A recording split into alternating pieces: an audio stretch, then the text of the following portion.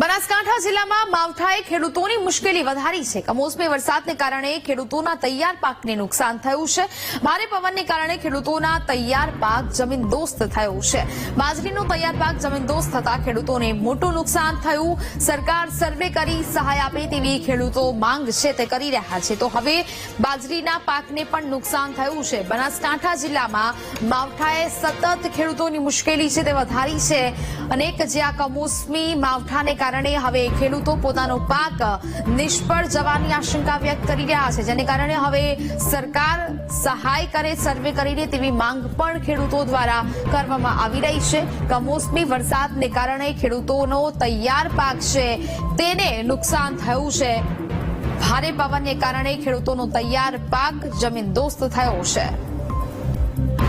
સંવાદદાતા Mogji phone line પર જોડાયા છે। મોગજી, ખેડૂતોની દશા હવે માઠી બની છે, કારણ કે મોઢે આવેલો કોડિયો હવે છીનવાયો છે, શું વિગત? ચોક્કસ ને બનાસકાંઠામાં જે રીતે કમોસમી વરસાદ થયો છે, મધરાત્રે શરૂ થયેલો ભારે પવનના સાથે જે કરા સાથે જે વરસાદ વરસ્યો હતો ને જેના કારણે ખેડૂતોને મોટું નુકસાન થવા પામ્યું છે।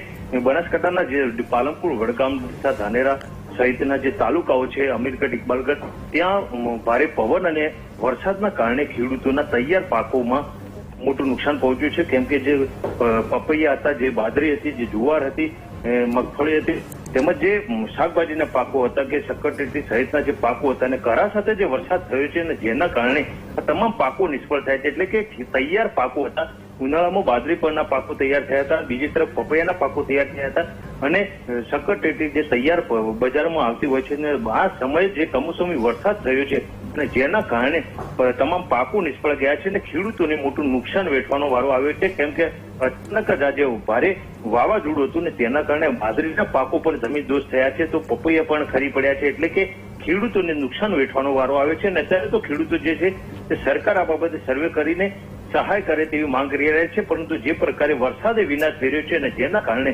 ખેડૂતોને લાખોનું નુકસાન વેઠવાનો વારો આવ્યો છે। જી બિલકુલ મોગજી, જાણકારી બદલ આપનો આભાર।